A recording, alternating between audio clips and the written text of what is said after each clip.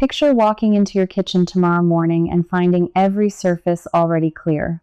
No pile by the door, no stack of mail glaring at you, nothing waiting to be dealt with. That calm is not luck, and it is not the result of a whole weekend spent scrubbing. It comes from a handful of small Japanese habits that take about 3 minutes a day. I have tested every single idea on this list inside my own small home, and I ranked them honestly, from the ones that helped just a little to the one that quietly changed everything. In Japan, homes tend to stay clean not because people clean harder, but because they clean smarter, in tiny moments folded into the ordinary day. I still remember the first time I stayed with my grandmother near Kyoto, watching her wipe a windowsill in the exact time it took her tea to steep.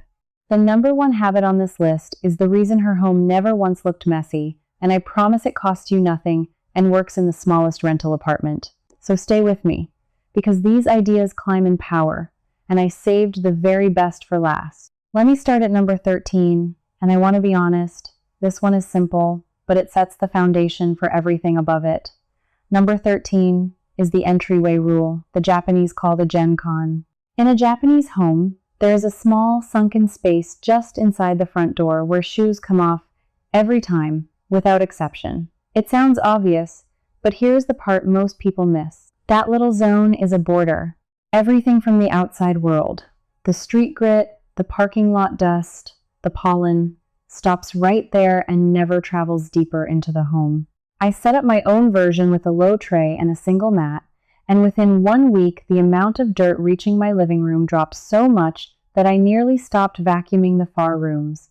You are not just taking off shoes, you are drawing a line that dirt cannot cross. But this only protects your floors, and the higher spots on this list start giving you back something far more precious, which is time. So let me keep climbing. Number 12 is a folding trick that changed my drawers forever, and I resisted it for years because I thought it was fussy. It is vertical folding, the method of folding clothes into small standing rectangles so they sit upright in the drawer like files in a cabinet, instead of stacked flat in a tower.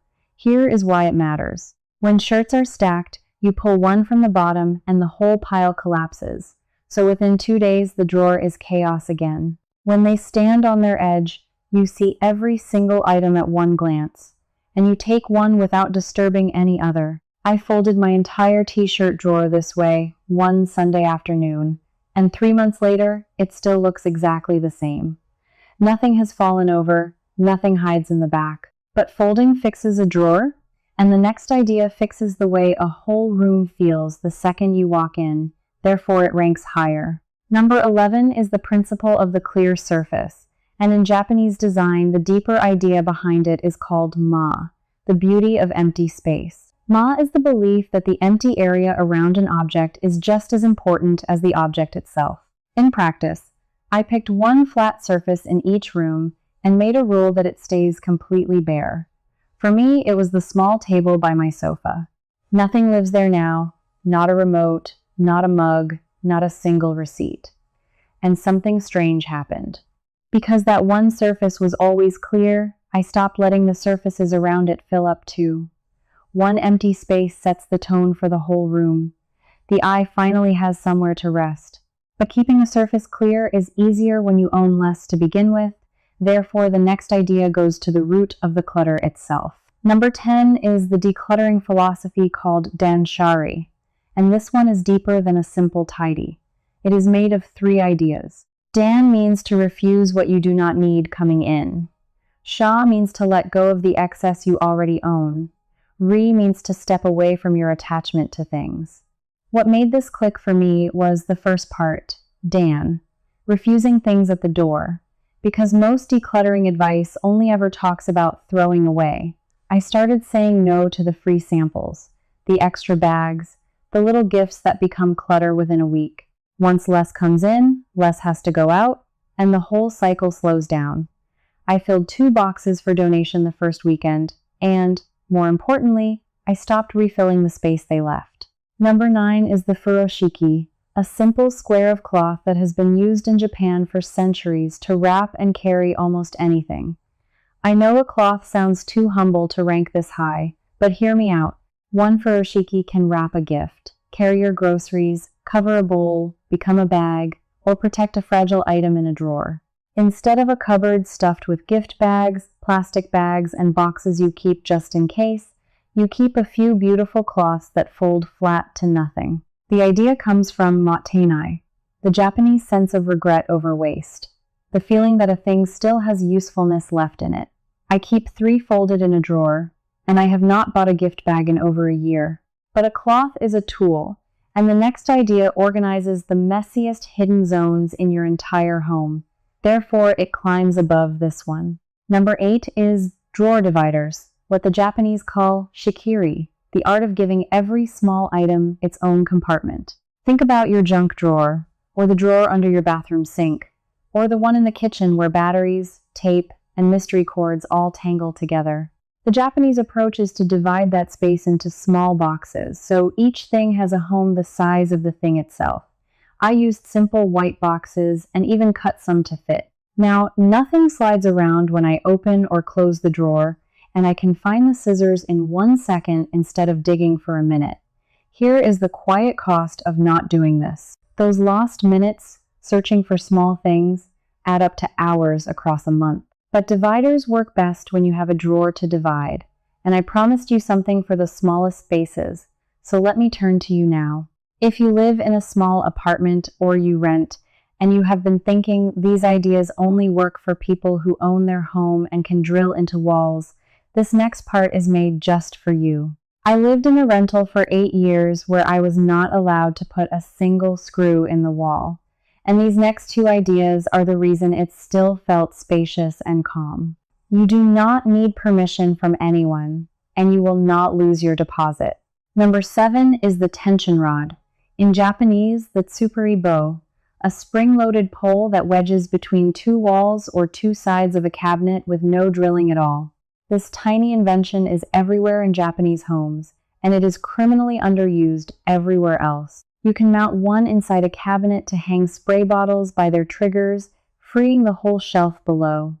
You can place one under the sink to hang cleaning cloths. You can put 2 side by side to create an instant shelf. I installed one across the inside of my cupboard in about 30 seconds, hung 5 spray bottles from it, and doubled my usable storage without a single tool. When you move out, you simply twist it loose and the wall is untouched. But a tension rod needs 2 walls to press against, and the next idea sticks anywhere you like. Therefore, it ranks even higher for renters. Number 6 is the modern Japanese adhesive and suction hook, and I do not mean the cheap ones that fall off in a week. Japanese brands have made removable hooks and rails that hold real weight and peel away cleanly, leaving no mark. Behind the bathroom door, inside the closet, on the side of the fridge, along the kitchen wall, these turn dead vertical space into storage. I hung my dustpan, my brush, and a small basket for keys, all on a strip of these, and my counters cleared up overnight. The trick the packaging rarely tells you is to press the hook firmly and then wait a full 24 hours before hanging anything. Because the adhesive needs time to fully grip, getting things off the floor and off the counter is what makes a small room breathe. But hanging things up is only half the battle, because clutter also grows from what you keep buying. Therefore, the next idea protects the space you just created. But letting go is a mindset, and before I get to the next idea, I want to share something that has helped me hold all of these habits together in a way that actually lasts. I put everything I have learned about these Japanese systems into a digital book called Clear Home, Deep Order, and there is also a complete edition called The Complete System that brings all of it under one roof. It walks through not just the what, but the exact order to build these habits so they compound instead of collapse. If you have ever started strong and lost the thread after 2 weeks, that book is the honest guide I wish I had found first. You can find the details in the description below. Now, with that foundation in mind, let me get back to the list, because the next idea is a physical object so clever it does the work of 5 things at once, and it earns a higher spot for exactly that reason. Number 5 is the one in, one out rule, powered again by motenai, that dislike of waste. The rule is simple. For every new item that comes into your home, One similar item leaves. Buy a new shirt, and an old shirt goes. Bring in a new mug, and a chipped one goes. This sounds strict, but it is the single reason my closet has not grown in 3 years, even though I still shop. What surprised me was the second effect. Because I know something will have to leave, I pause before buying it all, and half the time I decide I did not really want it. I have saved real money this way, money I used to spend on organizers to hold things I did not need. But this manages what you own, and the next idea attacks the dirt itself in a way most people never think of, therefore it deserves the higher rank. Number 4 is wiping while it is warm, and this one genuinely surprised me the day I understood it. In many Japanese homes, the bathroom and kitchen get a quick wipe right after they are used, while the steam and moisture are still there. Here is the science of it. Right after a hot shower, the mineral and soap film on the glass and tiles is soft and loose, so a single pass with a squeegee or cloth removes it in seconds. Wait until it dries, and that same film hardens into the stubborn scale that people scrub for 20 minutes on a Saturday. I keep a small squeegee hanging in my shower and give the glass one pass before I step out. It takes 15 seconds, and I have not deep cleaned that glass in months. The same goes for the stove. A warm wipe after cooking lifts grease that would otherwise bake on hard. But wiping as you go still relies on you remembering in the moment. And the next idea builds the habit into your whole evening. Therefore, it climbs above this. Number 3 is the nightly reset, the practice of returning your main living space to 0 before you sleep. This is not deep cleaning. It is a 3-minute sweep where you put stray things back, clear the counter, and fold the throw blanket so the room is calm for morning. In Japan, there is a strong cultural link between a clear space and a clear mind. The sense that the state of your room reflects and shapes the state of your spirit. I do mine while the kettle heats for my evening tea, walking the room once, resetting as I go. The magic is what happens the next morning. You wake to a home that greets you kindly, instead of a to-do list staring back at you. That fresh start quietly changes your whole day. But a reset happens once a day, and the top 2 ideas work every single hour you are awake, so the payoff keeps growing. Number 2 is storing cleaning tools exactly where you use them, which sounds small until you realize it removes the biggest reason people skip cleaning. Most homes keep every cleaning supply locked away in one closet, so wiping a bathroom sink means a trip to fetch supplies, and that trip is the moment you decide not to bother. The Japanese approach is to hide a small cloth or a tiny spray right at the point of use, a wipe under the bathroom sink, a cloth beside the stove, a duster near the shelf. I keep a folded microfiber cloth in a little box on every level of my home. When a mess appears, the tool is already in my hand within arm's reach, so I clean it in the moment instead of walking away. Remove the friction, and the cleaning simply happens. But even keeping tools close still waits for you to notice the mess, and the number 1 habit removes even that step, weaving cleaning so deeply into your day that it stops feeling like cleaning at all. So here is number 1, the habit I ranked above everything else, the one my grandmother lived by, and the reason a Japanese home can stay clean forever on just 3 minutes a day. It is called suide soji, which means cleaning while you are already there, cleaning in passing. The idea is that you never make a separate trip to clean. Instead, you attach one tiny cleaning act to something you are already doing. While the microwave runs, you wipe the counter beside it. While you brush your teeth, you wipe the sink with the cloth that already hangs there. While you wait for the kettle, you wipe one shelf. While you are on the phone, you straighten the cushions. I learned the depth of this from the way Japanese school children clean their own classrooms every single day, a practice called osuji, where cleaning is not a chore you dread, but a small, normal rhythm of ordinary life. Nobody sets aside an hour, because the work never piles up into an hour. It is done in seconds, dozens of tiny times, all through the day. When I finally committed to this, something shifted that no organizing product ever gave me. My home stopped having a before and after. There was no messy state waiting for a cleaning day, because it was never allowed to build. The 3 minutes were never in one block. They were spread across the whole day in moments I was already standing still. This is why it ranks first. Every other idea on this list makes cleaning easier or faster, but this one makes cleaning disappear into your life so completely that your home simply stays clean on its own. You can start this weekend in any home, in the smallest rental, with nothing to buy. Just pick one thing you do every day and attach one small wipe to it. That is all. Here is what I want you to carry away from all of this. A clean home is not a mountain you climb once a week and slide back down from. It is a series of tiny, gentle moments that keep you feeling light and in control day after day. You are the kind of person who wants a home that feels calm and effortless the moment you walk in, and now you have the exact ranking I trust to get you there. So tell me one thing. Which idea are you going to try first? The warm wipe in the shower, or the cleaning in passing that took the top spot?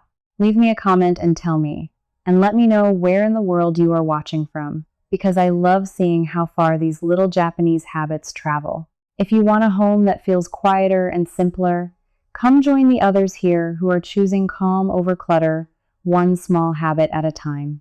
And stay close, because my next countdown reveals the one small item Japanese families keep by the front door that stops mess before it ever gets inside.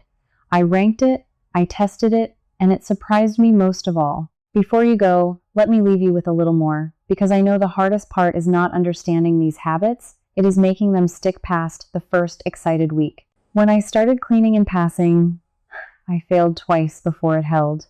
The mistake I made was trying to do all of them at once, wiping the sink, the counter, the shelf, the glass, every single day, until it felt like a burden and I quit. So here's the honest advice that finally worked.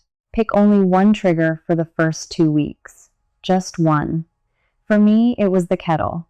Every time I waited for the water to boil, I wiped exactly one thing nearby. That single anchor became automatic, and only then did I add a second. Small and slow is what makes it permanent. And remember, the deeper reason these ideas outlast every organizing product you have ever bought. A plastic bin holds your clutter, but it never stops the clutter from arriving. These habits work on the flow itself, on what comes in, what stays out, and what gets wiped away in the seconds before it can settle. That is why a Japanese home can look effortless. The effort was invisible, spread thin across 100 tiny moments you would never notice. If I had to hand you just 3 of these to begin with, I would say start with the genkan line at your door, add the nightly reset before bed, and then build the cleaning in passing on top of both. Those 3 together give you a home that resets itself every single day, protects itself from new dirt, and never lets the mess grow large enough to frighten you. Everything else on this list simply makes those 3 easier. So tonight, when you walk through your home, look for the one surface that always collects your clutter and imagine it clear. That image is your starting point. Choose one habit, attach it to something you already do, and let the calm build on its own. You do not need more willpower. You need smaller moments. And now you have them ranked and ready, straight from the homes where they have quietly worked for generations. I hope these minutes bring you a calmer home tomorrow. If you're still here, this was just the overview. Inside my membership, the Tidy Home Circle, I continue the full genkan tama system right where we stopped. Ask me your own question, and I answer you myself. Never a machine. You'd belong among thousands of home organizers like you. Just point your phone's camera at the code on screen, and you can cancel any time with one click.